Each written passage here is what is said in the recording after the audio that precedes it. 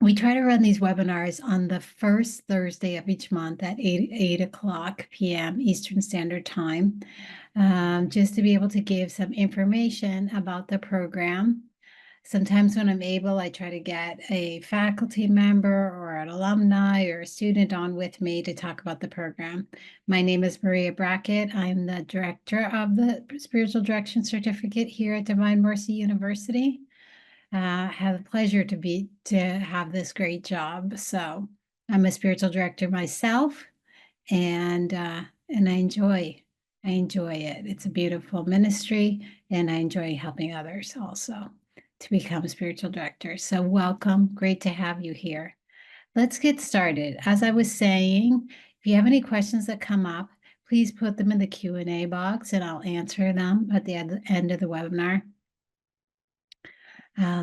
But just, put them right there as they come to you so that you don't forget, right? So we can get to that. I will leave some time at the end. This is what we're going to cover tonight, and who we are as a university, what is spiritual direction, about our program, time frame and tuition, and how to apply. Divine Mercy University actually is celebrating 25 years this year. It's a university started by a group of Catholics and Christians in the human sciences, the field of psychology and counseling, who really wanted to integrate faith and science. And these lay people got together and founded this university. And as they were doing it, they realized that one of the things that was missing from the field of psychology was an articulation of the Catholic Christian understanding of the human person. So that really has become the heart of the work of the university. They published a book. We published a book in 2020 that's called The Catholic Christian Meta Model of the Human Person, which takes Catholic philosophy, theology, and the human sciences, and talks about who the human person is and all their different aspects and how they can find fulfillment and what we call flourishing and in human existence. So it's a joy for me and a great honor, truthfully, to work at the university. I started working with the university back in 2016 when we designed the Spiritual Direction Certificate. And in 2020, I came on as the director of the Spiritual Direction Certificate. We're in our 6th year now as a certificate. We've graduated 175 students at this point in time. So it's pretty exciting. The university itself has all the accreditations that is needed for a university, as well as those that are needed for a university that teaches counseling and psychology and grants those degrees. So you can be sure that the university is a good university. And just recently, the Newman Guide just started working with universities and approved our university. So that's just a great honor for us. Those that are Catholic probably are very familiar with that organization. I always like to talk about what spiritual direction is and kind of how we understand it right from the get-go, because I think it's important. All of you that are looking to be trained as spiritual directors or looking into this ministry, I think it's probably a question that you have. You're probably looking for a training program that has a very similar understanding that you have to spiritual direction. Of course, our understanding of spiritual direction is nothing new. We really, really kind of embed it within the Catholic tradition, being a Catholic university ourselves, and really just try to share the richness of that tradition of spiritual direction. The Catholic Church really has the oldest tradition of spiritual direction, and everyone will tell you that. Because it's kind of where it was born within the monastic tradition. So what is spiritual direction? How we understand it? We understand it as a type of accompaniment, assisting people on their path to the Lord. Needless to say, it is one-on-one relationship, sitting with someone, listening to them, helping them to grow in their relationship with the Lord. It's the act of being there for that person in service both to them and to the Lord. Deep listening. And again, deep listening to the person and deep listening to the Lord. And really trying to help that person, that directee, to deepen in their experience of the Lord and his narrative, or how he might be present in their lives. The goal really is to help the person in their pilgrimage here on this earth to grow closer to God. It's not designed as therapy. It's definitely not mental health counseling. It's not therapy of any sort. It's really designed as a walking with someone as they walk with the Lord. It can be a type of formation because as we are discipled by the Lord and walk with him, of course, he's a great teacher and he's always teaching us. So someone that is trying to follow him will learn from him. And there are moments in spiritual direction where you might illuminate, or just illuminate's a big word, but teach a little bit about something if you feel like the directee might need that. I often just refer them to resources where I think they can find helpful information. What spiritual direction is not? Well, I said it's not therapy. Therapy is really geared to human functioning difficulties, or human mental health issues, right? But spiritual direction is really about faith, the walk of faith.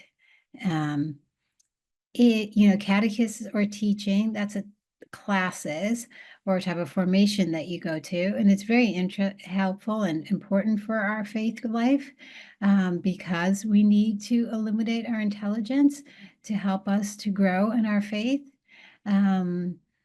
But this really is more of a listening, a walking with, a kind of accompaniment. Evangelization also is a really noble ministry with the purpose of proclaiming the gospel to those who might not have faith. And spiritual direction, in contrast, is for those people who do have faith and want to deepen in that faith. I call this slide myths about spiritual direction, or misconceptions. One myth or misconception is that all priests are spiritual directors. It's true that this tradition of spiritual direction within the Catholic Church and also within the Christian tradition really grew up through the monastic. Well, at first it was Jesus with his apostles, right? And then the apostles going out and doing this with others, right? And then we had the early desert mothers and fathers, right? Where people would go out to the desert and seek spiritual counsel from them. But very quickly it became associated with monastic life and therefore associated with clerical life, right? And so that's why it's kind of natural for us to assume that all priests are spiritual directors. But in 2011, the Catholic Church came out with this document that's called the Priest Minister of Divine Mercy, an aid for confessors and spiritual directors. And it talks about how even priests need training to be spiritual directors, right? So the understanding of the church is that a priest definitely is trained to give spiritual counsel. That's what they give when you go to confession often, or if you just ask a priest, for a meeting to talk, that's what he'll be doing. But spiritual direction is really building a relationship and especially helping someone to discern. So the church really in that document says, that there is a need for greater preparation. To afford the priest's ability for diligence, discernment, and spiritual accompaniment. And in that same document, myth number 2, that lay people cannot be spiritual directors, is also talked about. And it says, while spiritual direction was always imparted by monks and priests, other members of the faithful, religious and lay, St. Catherine of Siena, for example, who was not a religious, who was a lay woman, have also given spiritual counsel. There are to be found also well-formed lay people, both men and women, who offer this service of counsel along the journey of holiness. I like to point out always that the first spiritual director that Pope John Paul II had was a layman, Jan Charonowski, right? And he's the one that taught John Paul II about mystical prayer and began journeying with him in that beautiful tradition of prayer. And oftentimes people are looking for someone that lives the same vocation that they live, or can understand their reality a little bit more. So that's why, a lay person is someone that can practice this ministry. So don't feel strange if you are a lay person and you're feeling called to this or moved to this. There's definitely a place for it.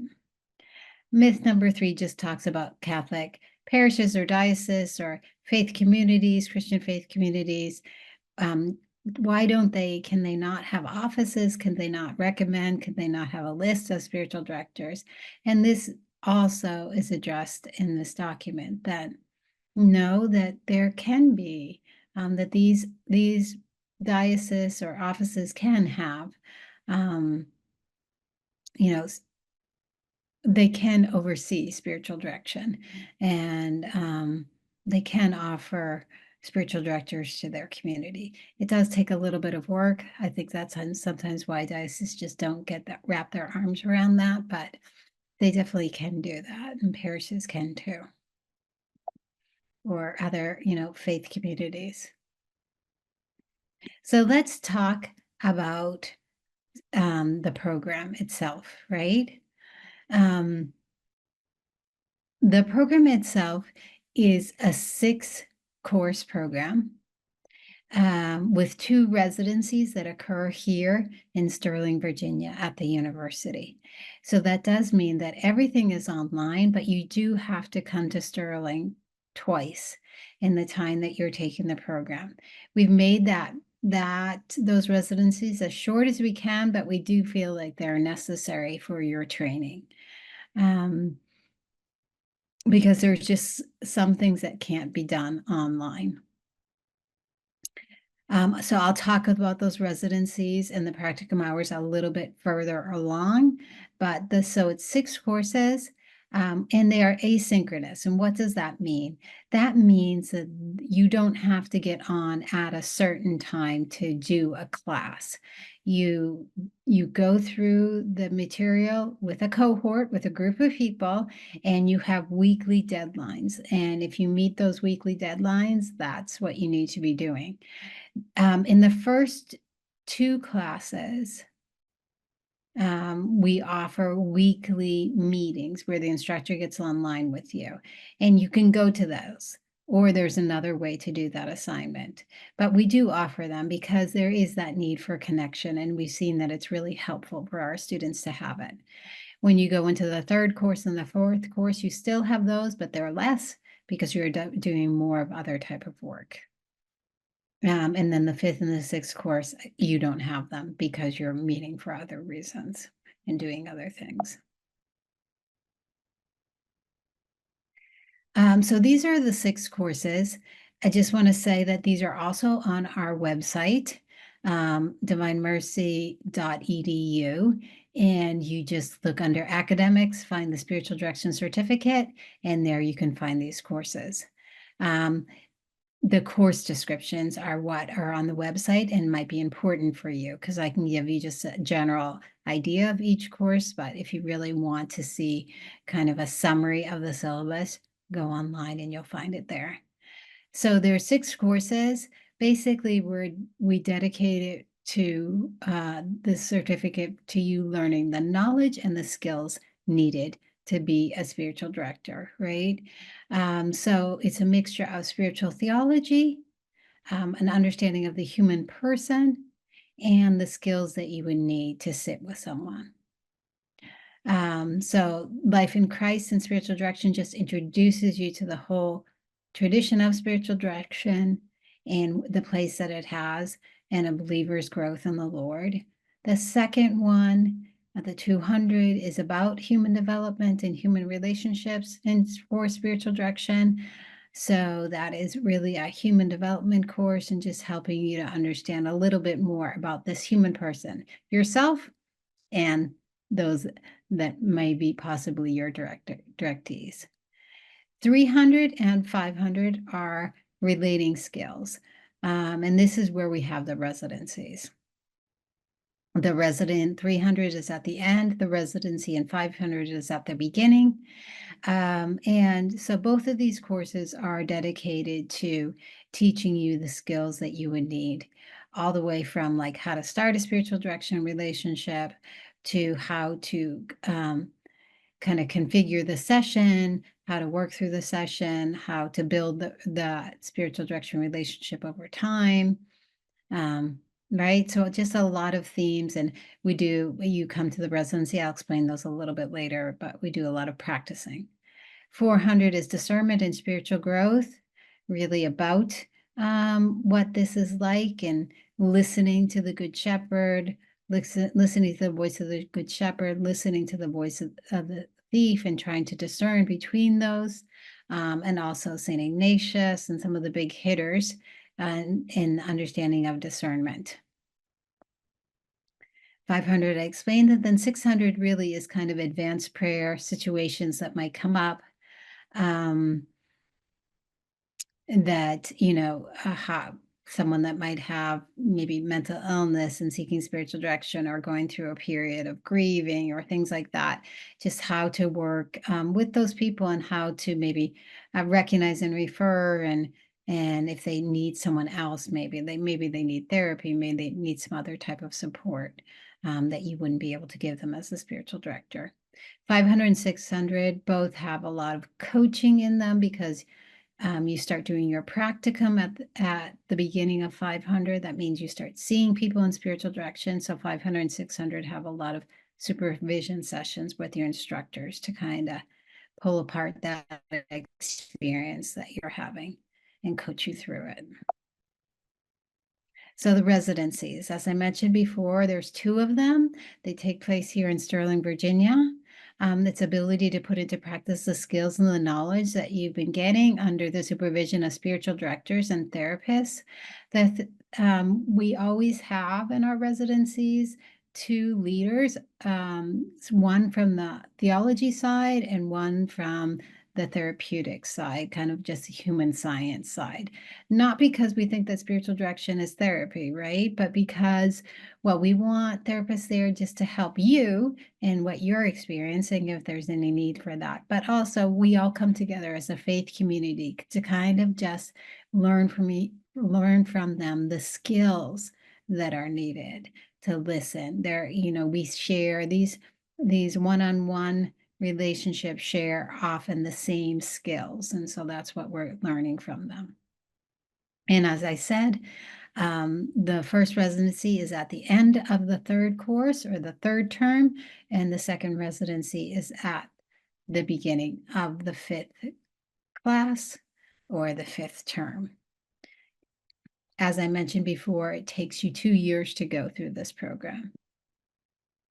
So let's talk a little bit about terms, because when we think about college and university, we usually think about semesters, but here at the university, we often run our online courses in terms. So it means that every semester usually has 2 terms. There's the fall semester, the spring semester, and the summer semester. Each term is 8 weeks, so each class is 8 weeks. It usually typically requires you 6 to 10 hours of work per week when you're in class. We offer 3 terms a year. I have a little calendar here to kind of show you how that works. And and there's usually a break about 6 to 10 weeks between each term. And you complete the course, the certificate, in 2 years. So here's just to shows you just how our academic years work. So there's 3 8-week terms per year. There's a spring term. In fact, we have one starting right now, January 8th, and I do have spots open for that. So if anyone's interested in that, I'm going to be giving you my information and information of an admission advisor that helps me. we would love to talk to you, and if you're interested, get you started in January. So there's a spring term that begins in early January. This year it begins on January 8th and ends in early March. There's a summer term that begins in late May and ends in mid-July. And there's a fall term that begins in late August and ends in mid-October. So this means that you can come into the program at any of those terms, right? So we have 3 entry points a year. And then basically you see when the breaks are on the other side here, right? And just shows you when there's downtime. So there is a considerable amount of downtime. This is very doable with a job or other things that you're doing, ministry or and it's beautiful. It gives you a whole community of people that just kind of support and journey with you, your fellow students in the cohort. So what is the cost for the program? Well, each course costs $800. So there's 6 of them, right? And then the 2 residencies, each residency costs $1,350. The cost of the residency is because we put you up in a hotel right near the university. Really, you can walk from the hotel to the university. The materials, most of the meals, you're just responsible for 3 of your dinners. So this is the cost of the residency because of all the different aspects in it, right? And then that's the cost of the course. Practicum. Practicum, you start it, remember I told you, you start it at the beginning of the 5th course. You have to do 48 hours of seeing people in spiritual direction and 12 hours of supervision. The supervision we give you in the courses themselves. You don't have to find a supervisor.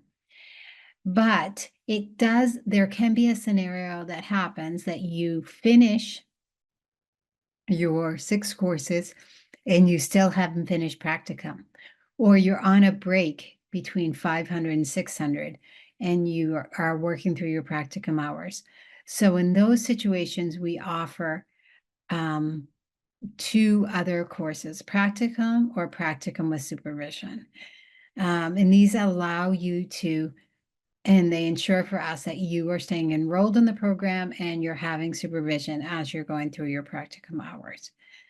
This is kind of the nature of a program where you're giving knowledge, but you're also trying to form skills and you're trying to coach at the same time. So practicum is kind of that dynamic, and supervision is an important part of it. So that is the information there.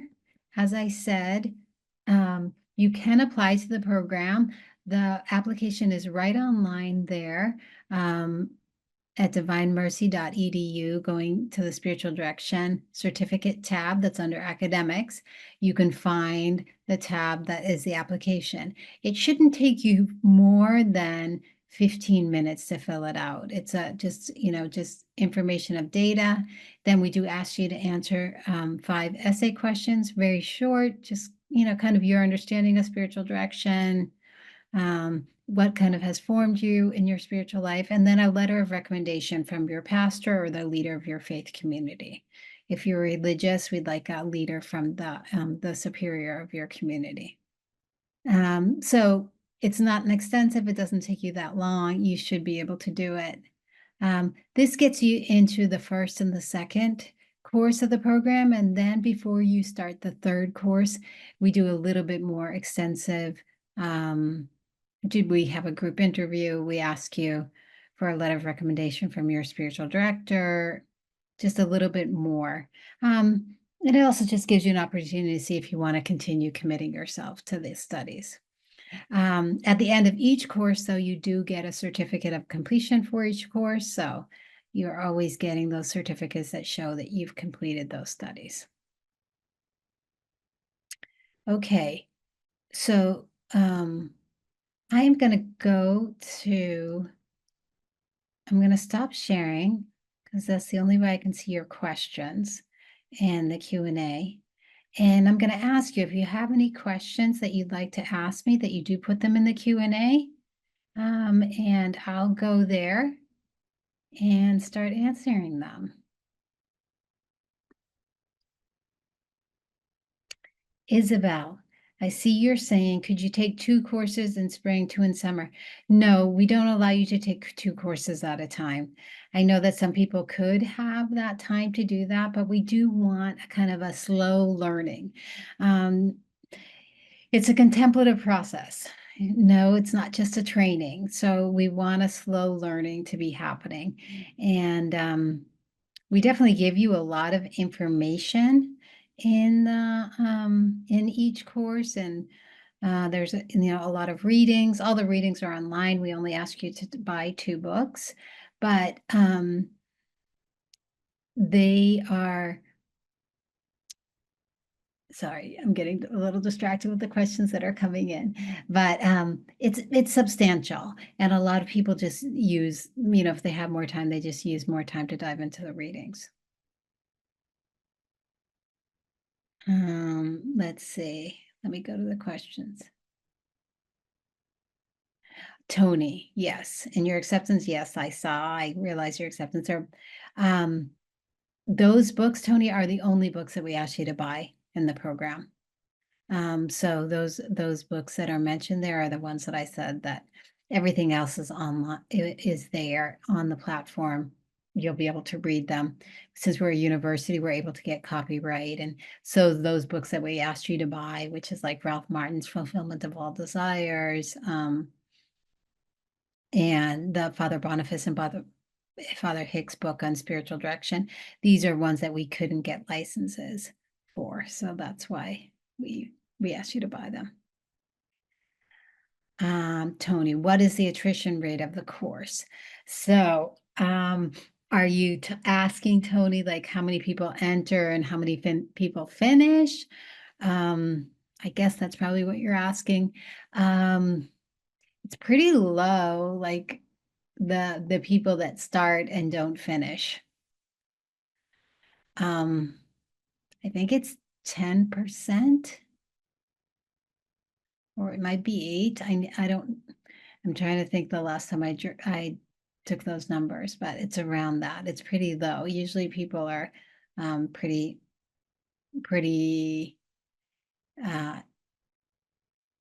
intent upon doing it. No, we will give you feedback as you go through. You do have to pass each course. They're pass fail. They're not really points.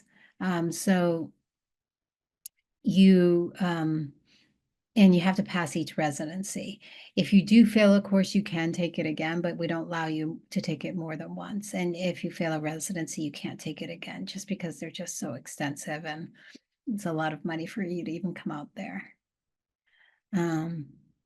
Marcellus, what are the 2 books needed? Those ones that I just mentioned to you. What is the average age of the students? Usually about 40 to 65, kind of in that window. It's it's an exception, anyone that's younger than 40, and usually 65, 70, 75. No, that's about the age. It's pretty wide variety. Okay, let's see. I think there's still some more questions. Thank you so much for this. Tony, I hope I answered that question.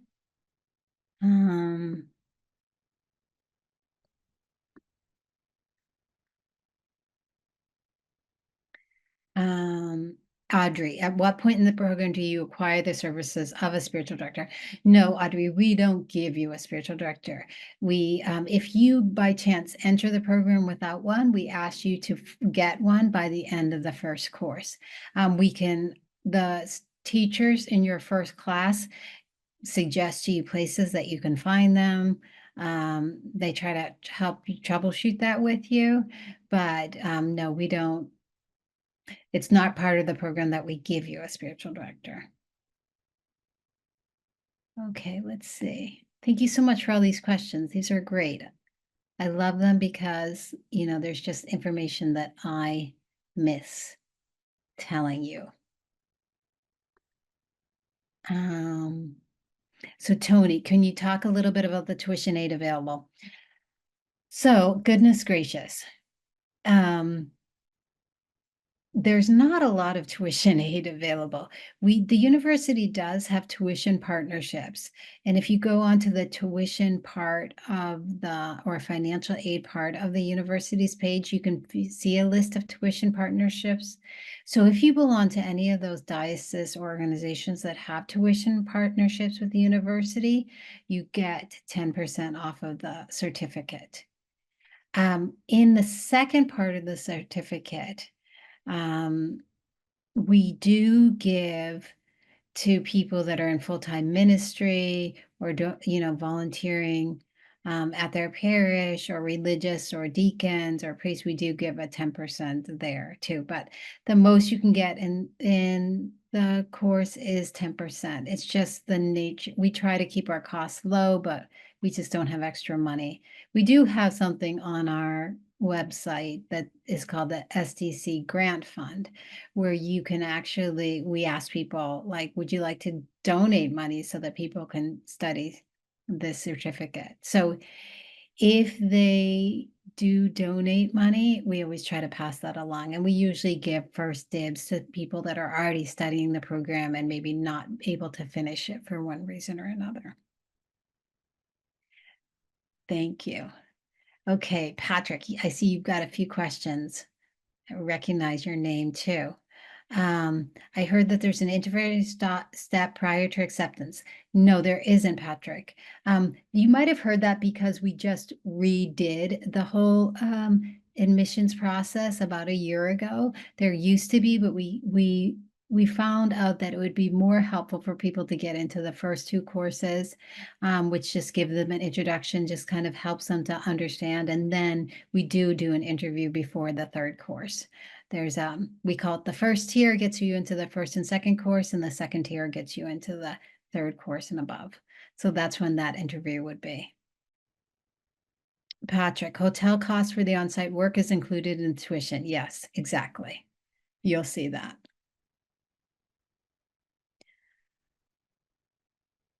Great, Patrick.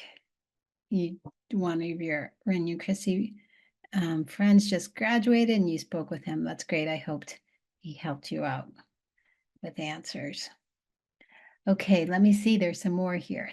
Cecil Edwards. Good to hear from you, Cecil. Glad to see that you come to the webinar. So I take it you don't have to stay with your cohort, given that there are different classes you can take at different times. You don't have to stay with your cohort. I do confess though that people do want to stay with their cohort, and but you don't have to, especially if you need to take a term off for one reason. We run all the courses every term, so if you do get need to take a term off, it's easy to get right into the next term. We do ask you to take the first two classes right after each other. And then if you get accepted to that second tier, that third class, you take it right after your acceptance.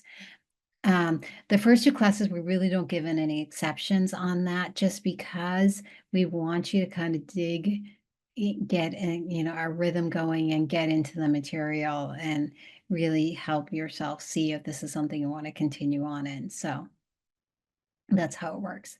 Sandra, can deacons and priests apply? Of course.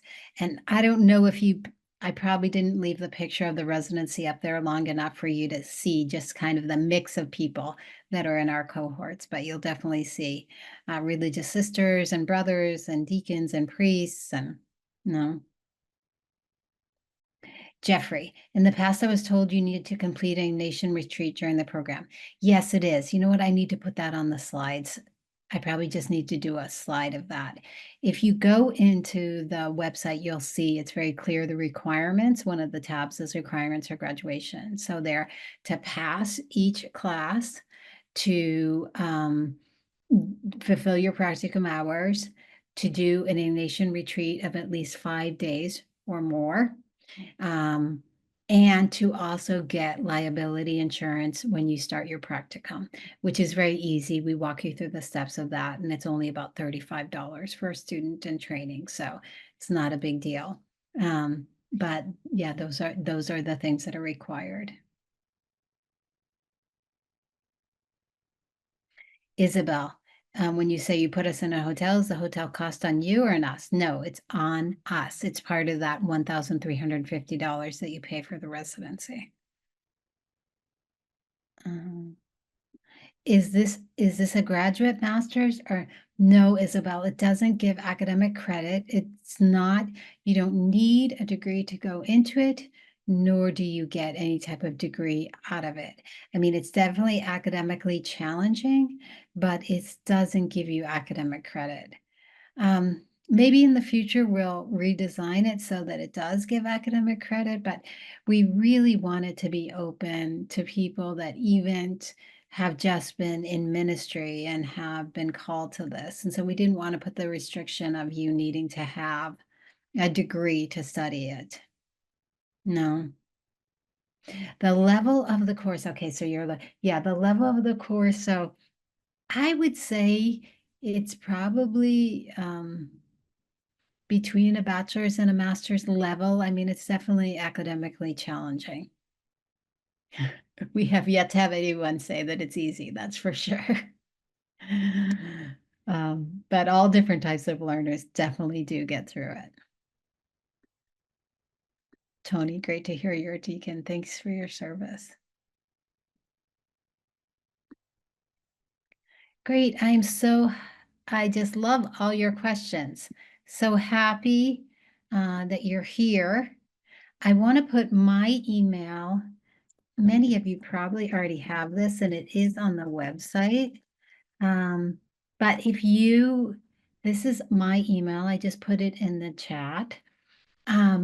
If you need anything, have any questions, want to get on like a Zoom meeting with me to talk about particular things, sometimes there's, just individual things that you want to talk about or understand, please reach out to me and we can set that up.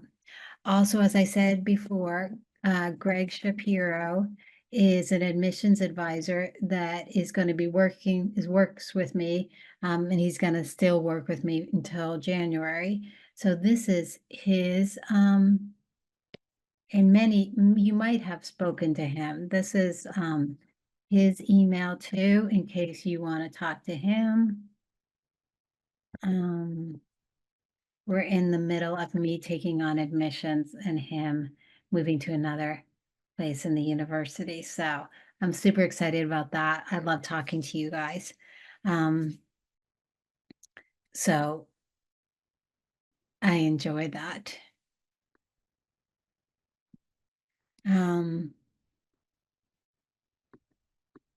Please let me know if there's any other questions. Kind of looks like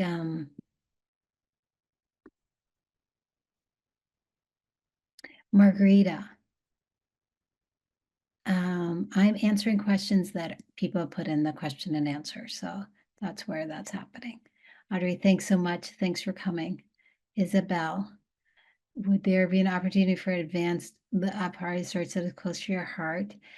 I mean, I think there's always a sharing among the students, and we're always open to hearing. People have come up with different ideas, and sometimes we find opportunities where those can be used. But yeah, it's kind of something we'd have to see as we go along.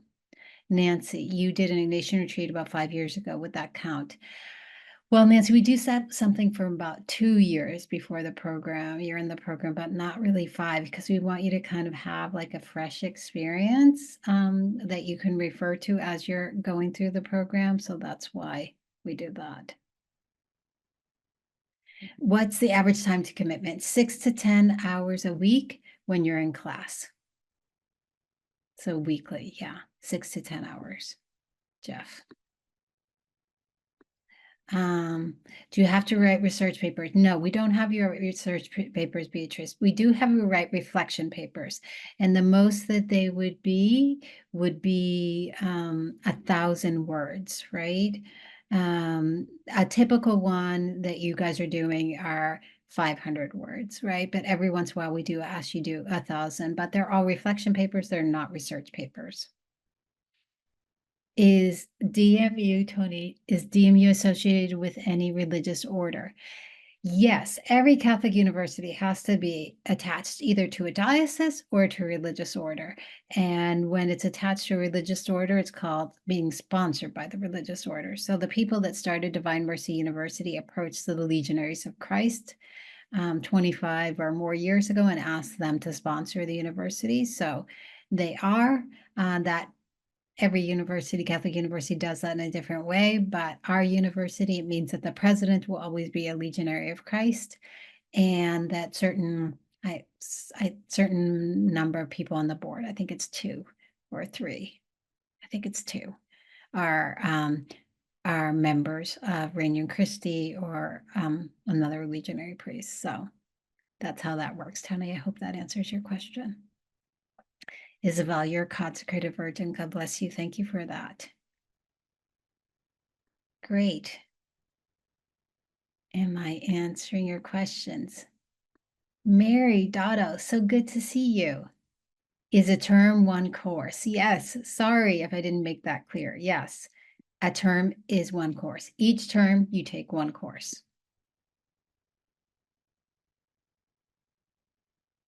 Great. Good to see you here. I'm seeing people that have applied to the program. I've seen people that have been accepted to the program and just people that are interested in knowing more about it. So thank you so much. Are there any other questions that you have before we sign off here?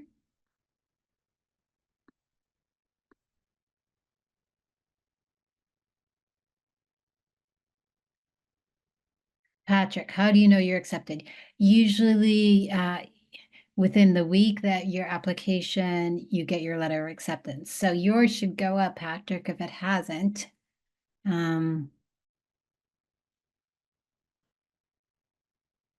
Because you are accepted. So it should have gone out today, or it will go out tomorrow.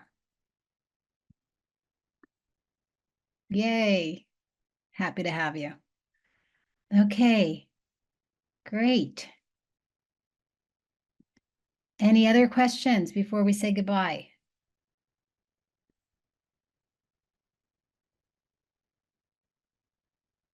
Thank you so much for being here. Love just having this time with you. God bless all of you, and please reach out if you need anything. We will definitely have you. Well, I pray for all of you every day, everyone that's interested in the program, the students and the alumni. So definitely count on that. God bless you all and take care.